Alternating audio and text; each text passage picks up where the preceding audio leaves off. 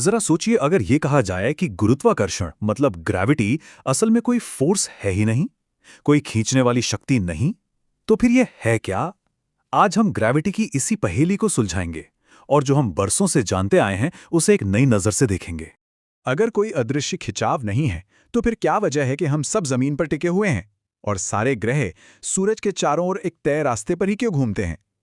इन सवालों का जवाब न्यूटन से शुरू होता है और आइंस्टाइन पर जाकर खत्म होता है। तो चलिए इस कहानी की शुरुआत करते हैं 1600 के दशक से, जब सर आइजैक न्यूटन ने गुरुत्वाकर्षण की नींव रखी थी और दुनिया को इसे समझने का एक सीधा सरल तरीका दिया था। न्यूटन का आइडिया अपने आप में क्रांतिकारी था। उन्होंने कहा कि इस ब्रह्मांड की हर चीज, चाहे वो एक छोटा सा सेब हो या एक विशाल तारा, हर दूसरी चीज को अपनी ओर खींचती है। ऐसा समझिए कि सबके बीच एक अदृश्य धागा बंधा हो जो उन्हें एक दूसरे की ओर खींच रहा है। न्यूटन के नियम के दो सिंपल से सिद्धांत थे। पहली बात, किसी भी चीज का द्रव्यमान मतलब मास जितना ज्यादा होगा उसकी ग्रेविटी उतनी ही मजबूत होगी, और दूसरी, चीजों के बीच दूरी जितनी बढ़ेगी ये खिंचाव उतना ही कमजोर होता जाएगा। ये मॉडल इतना सटीक था कि आज भी हम रॉकेट लॉन्च करने जैसे कामों के लिए इसी का इस्तेमाल करते हैं। पर न्यूटन के सिद्धांत में एक बहुत बड़ा सवाल छिपा था, जिसका जवाब उनके पास भी नहीं था कि भाई ये बल काम कैसे करता है। सूरज बिना छुए पृथ्वी को अपनी ओर कैसे खींच लेता है? ये खिंचाव खरबों किलोमीटर दूर तक पलक झपकते ही कैसे पहुंच जाता है? ये एक ऐसी पहेली थी जिसे सुलझने में लगभग 250 साल लगने वाले थे। और फिर आए एल्बर्ट आइंस्टीन।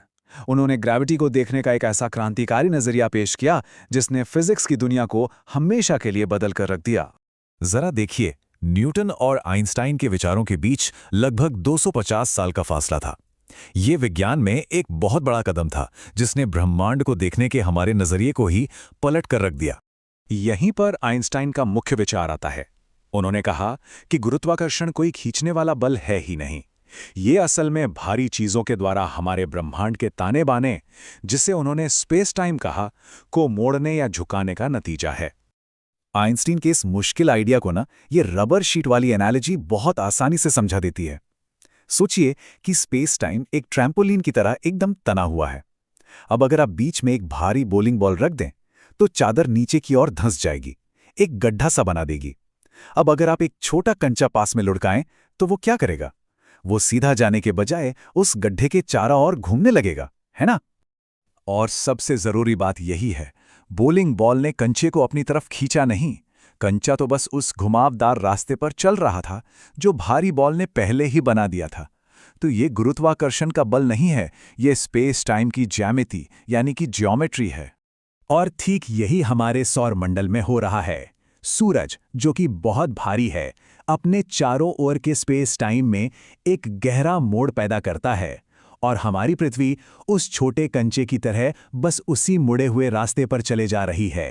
यही उसकी कक्षा या ऑर्बिट है, कोई अदृश्य रस्सी नहीं, सिर्फ स्पेस टाइम का घुमाव। लेकिन कहानी यही खत्म नहीं होती, बल्कि और भी ज्यादा हैरान करने वाली हो जाती है।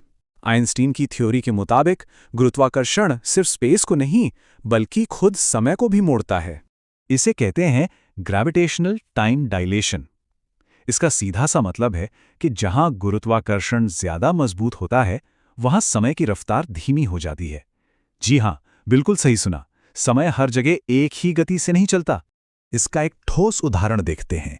पृथ्वी की सतह पर जहां गुरुत्वाकर्षण मजबूत है, समय की गति थोड़ी धीमी होती है।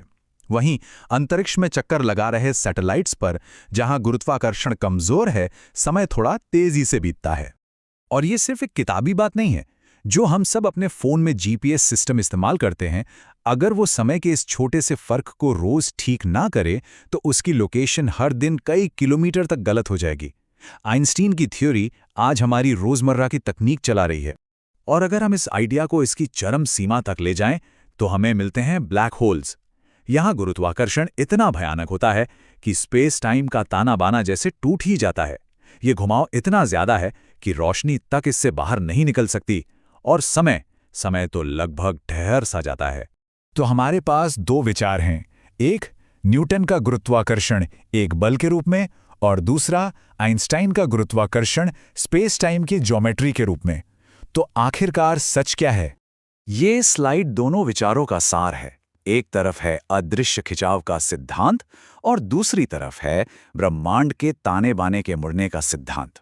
एक है फोर्स तो दूसरा है ज्योमेट्री।